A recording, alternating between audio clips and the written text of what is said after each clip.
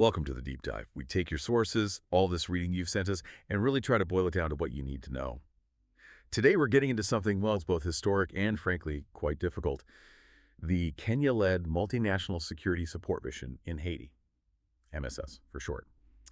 And looking through these articles right off the bat, there's this stark paradox. A year since the first deployment, and the violence in Haiti seems to have actually gotten worse. I mean, the numbers. 1,520 people killed in just the last 4 months. It got so bad the U.S. Embassy even had to close temporarily because of gunfire nearby. So, okay, let's try to unpack this. How did we arrive here, and, what does it all really mean? Well, it's crucial to start with the original plan, the intent. The UN Security Council approved this back in October 2023. The core idea was straightforward. Help Haiti's national police fight the gangs, stabilize things, and support rebuilding. Kenya stepped up to lead, committing 1,000 officers. For them, it was partly, a moral thing, but also a chance to boost their international standing. But the so what from all these sources is the reality on the ground. It's brutally different. It raises some really tough questions about these kinds of interventions. Right. That sets up exactly what we need to explore in this deep dive. Our mission here is to pull out the key insights from these sources you sent. We want you to understand where this mission came from, the really complex challenges it's facing, the human cost, and what's being done internationally. And interestingly, the complexity started even before everyone was on the ground. One source highlights this intense scrutiny back in Kenya. Yeah, back in January 2024, Kenya's High Court actually ruled the deployment unconstitutional. Constitution? Wow. Yes, they said sending police abroad like this was technically a job for the military, not the police force. That ruling put a pause on everything, caused a big legal stir. That's a huge roadblock right at the start. Mm-hmm.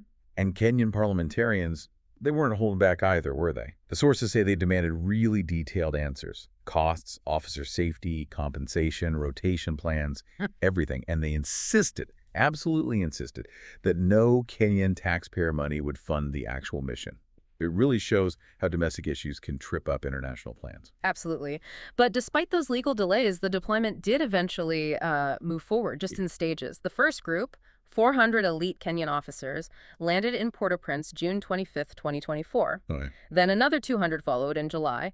By September, you had Jamaicans, Belizeans joining too. So the force was building, but, slowly. Bit by bit. Right. This kind of staggered, slow arrival, it really suggests a mission that was always playing catch-up. It signals maybe a lack of coordinated international readiness rather than a quick, strong response. It does sound like a complicated dance, getting everyone there and maybe not quite in rhythm. President Ruto of Kenya announced in September 2024 they'd send 600 more officers, aiming for that full 1,000. He even talked about possibly making it a full UN peacekeeping operation, which kind of signals they realized how big the challenge really was. Mm-hmm. And by January 2025, another 217 Kenyan officers arrived.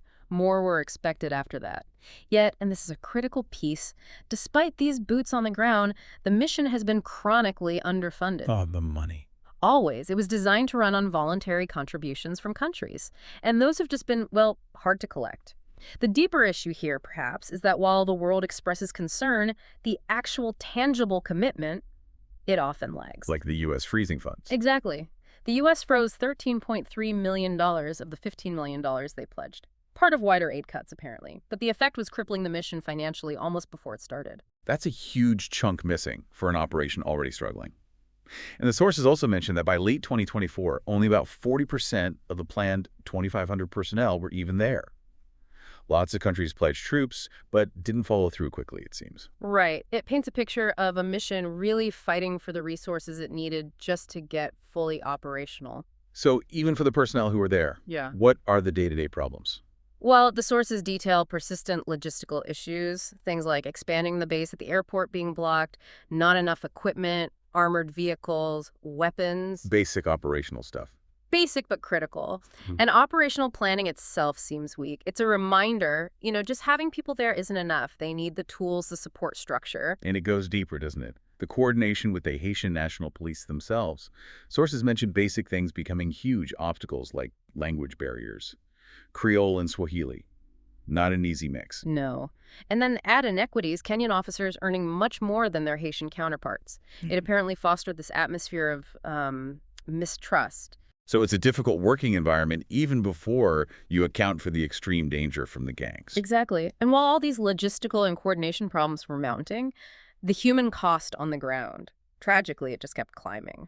The UN's office in Haiti, by NUH, they report armed violence, human rights abuses, displacement, all increasing. Yeah. Since January alone, they estimate over 1.3 million people displaced because of the fighting between police and gangs. 1.3 million displaced. Yeah. And the death toll you mentioned earlier, 1,520 killed in 4 months, mostly in Port-au-Prince.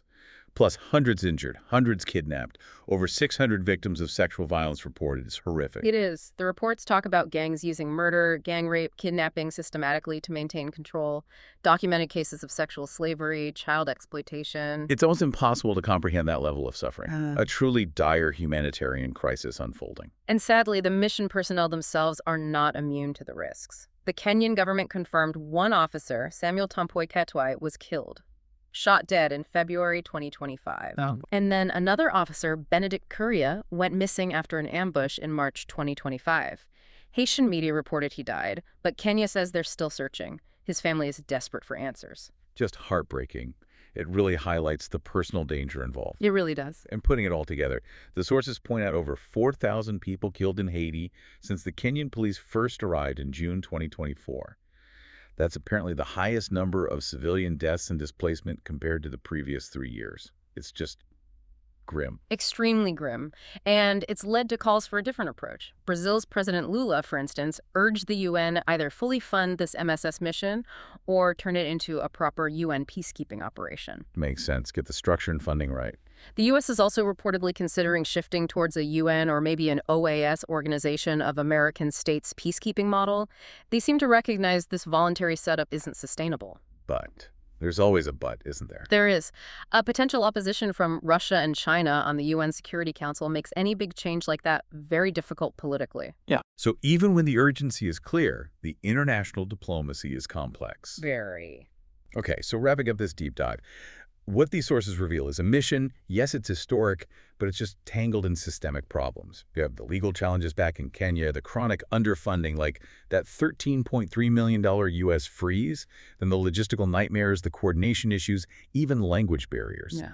And the backdrop to all this is the devastating human cost. That grim statistic of over 4,000 killed since June 2024, and the tragic losses within the mission itself, like Officer Ketoy, and the agonizing search for Benedict Curia. Yeah, synthesizing all that, it becomes pretty clear how these overlapping problems have just severely stalled progress. Gangs still control huge parts of Port-au-Prince, displacement continues on a massive scale, and there's a clock ticking. The current mandate for the MSS mission runs out on October 2nd, 2025, unless the UN Security Council decides to extend or change it. So what does this all really mean then looking ahead for Haiti, for interventions like this? Well, that leads to the final thought, doesn't it? Given this incredibly complex Websty, the legal fights, the funding gaps, the operational mess, the human tragedy, what crucial lessons does this specific struggle, the Kenya-led MSS mission in Haiti, actually offer the international community, especially about whether and how future multinational security interventions can even work in places this volatile, this dominated by gangs?